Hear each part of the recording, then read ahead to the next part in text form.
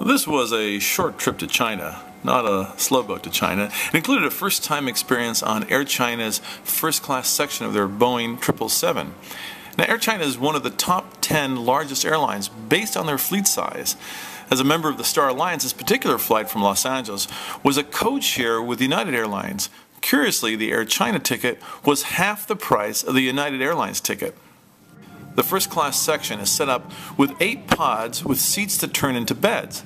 It was unusually bumpy, this particular flight, and the constant cooking from the galleys, well, the smells were a little bit like, well, it was Panda Express of the air, I thought. The safety video was a little unusual and more graphic than the average program. It started with all the basic rules about no smoking, but then went on to show real Chinese passengers getting their oxygen masks on, then bracing for a crash impact, then jumping from the plane onto slides and climbing aboard flotation rafts. Well, after watching that safety video from Air China, I feel like, well, as Dennis Miller puts it, a hamster in an aquarium. Get me out of here. The cabin seats are set for good privacy, lots of storage, a generous sized table, and a large video screen monitor. The seat has an 80-inch pitch, 23 inches wide, and reclines 180 degrees. Some nice touches included a reading lamp with multiple settings for brightness, as well as a personal closet with hangers.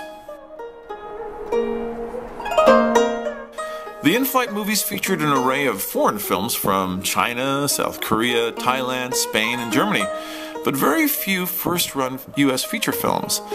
The air show mapping is compelling with real-time progress and time-to-destination updates.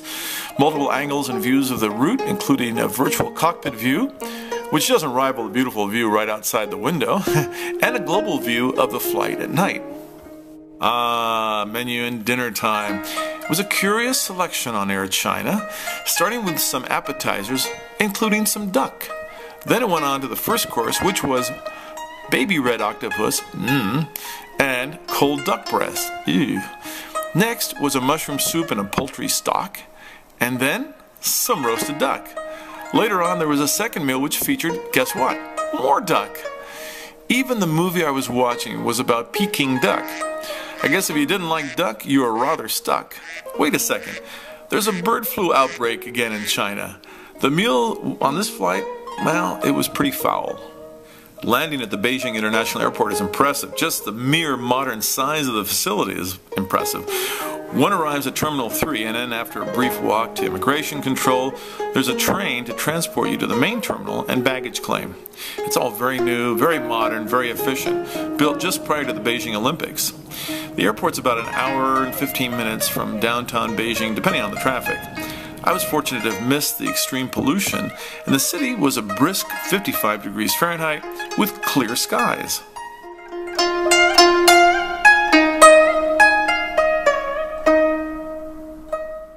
I checked into the China World Hotel operated by Shangri-La Hotels.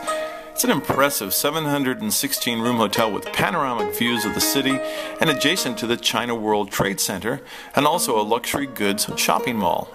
The public rooms are soaring structures with giant red columns, impressive floral displays, and afternoon concerts at tea time. At the Scene Cafe, the breakfast buffet is an eye-opener. Besides the regular fare like cereals and muesli, there are uniquely Chinese options such as herbal eggs, meatloaf, pork sausage, fried vegetables, dim sum, fried dough, pork buns, pot stickers, as well as an array of exotic pickles and sauces. Besides all the usual high-end boutiques like Louis Vuitton, the China World Mall has a Starbucks, and like most Starbucks everywhere, it was packed with customers.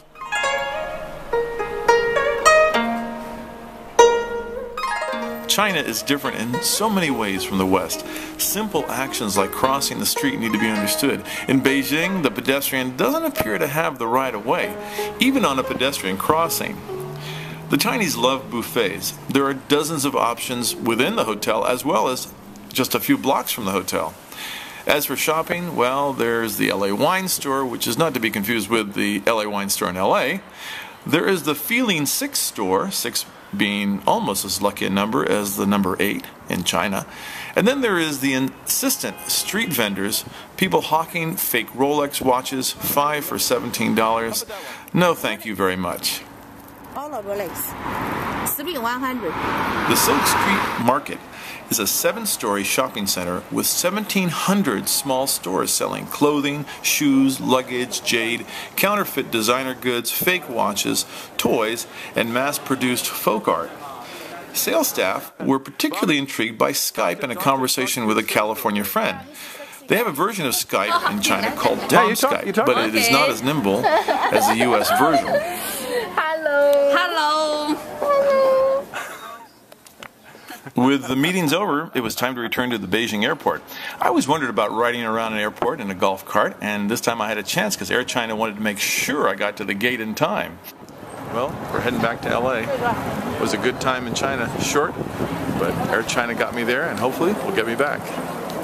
The return aircraft was another 777, one of my favorite aircraft.